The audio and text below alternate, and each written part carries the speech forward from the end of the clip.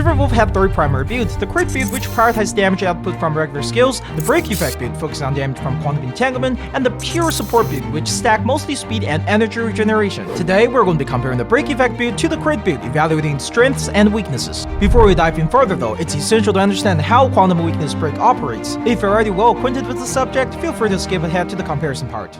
All weakness break have 2 parts. When weakness break an enemy, you will do an initial burst of damage and delay enemy by 2500 units or 25%. This delay does not scale with break effect, and the damage is calculated using the following components. First, you have a static number that scale with level. We're going to use 3768, which is the value at level 80, an elemental multiplier, which is 50% for quantum, the toughness bar multiplier, which is enemy toughness value plus 2 divided by 4, your break effect multiplier, and all the defensive multiplier and debuff multiplier on the enemy. The initial damage is usually very low for quantum, as you can see here, and then there is Entanglement, which you have 150% base chance to apply onto the enemy when you break them with quantum. When Entanglement is applied, it will first delay enemy by 2000 units or 20%, but unlike the delay from the initial break, this one scales with break effect, which means for each 100% break effect you have, the enemy will be delayed for additional 20%. For the damage which pops when the enemy's next turn comes, the calculation is actually very similar to the original, with few small changes. The multiplier is now 60% instead of 50%, and there is additional component. Entanglement has a special stacking mechanic. It starts at 1, and each time you attack the enemy during the entanglement, it will increase by 1,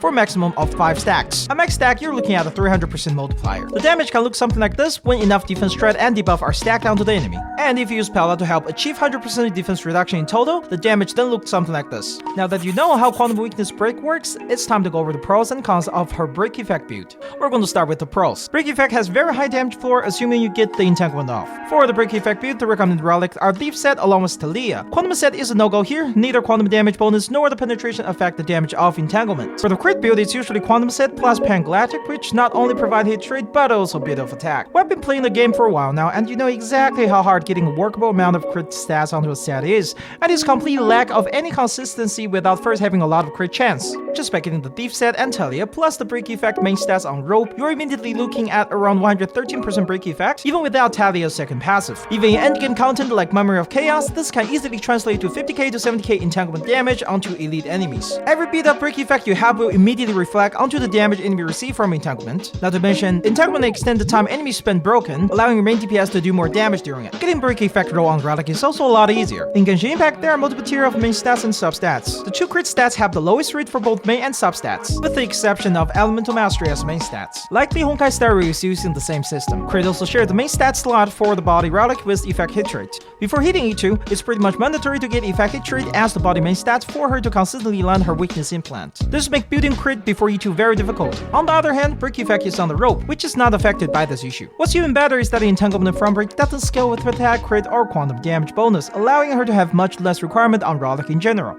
To further this point, Thief set also drops from Echo 4, which means you could already have a set lined up for her in your inventory. Despite being easier to farm, the break effect build doesn't compromise on damage. A maxed out break effect build will do more damage than crit. With a reasonable amount of break effect, you might deplete more than half of an elite enemy's HP bar from a single entanglement. Now that we have gone through the positive for break effect build, it's time to look at some issues you might face building her this way. This build is a lot harder to use.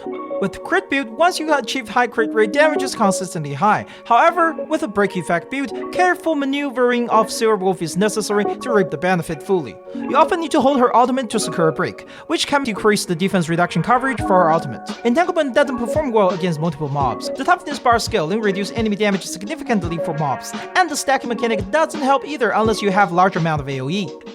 Entanglement itself is a control debuff, which is countered by some mechanics. Enemy that has control resistance can resist entanglement. It's not as bad as it looks though, since base chance of landing entanglement is 150%. However, if enemy has 100% resistance, it becomes impossible to land entanglement. Entanglement can also be fully removed like any other debuffs, making enemy like Bronya a huge counter to it, and eventually we'll have more enemy like that. Finally, this build can hinder her flexibility, because to land a quantum break outside of using her technique, the enemy must have quantum weakness. If the enemy is weak to neither quantum nor her Charis element, there's now a problem between having enemy weak to quantum for her entanglement or the Charis element for the 25% damage boost. And if you want both by switching weaknesses, you better pray to RNGesus beforehand. Overall, I think break effect build is a great choice for Silverwolf before reaching E2, and also a very good low investment choice in general. Of course, this playstyle can be more restrictive until we have access to more mono teams, but when it works, it can really help you clear endgame content much better. If you're at E6 on the other hand, you should always go with a crit build instead. It's simply a lot easier to play with and more flexible. possible. Plus, the 100% damage increase does not affect Entanglement, which makes her E6 a complete waste in break effect build. This is Dimba X, thanks for watching, and I will see you in the next video.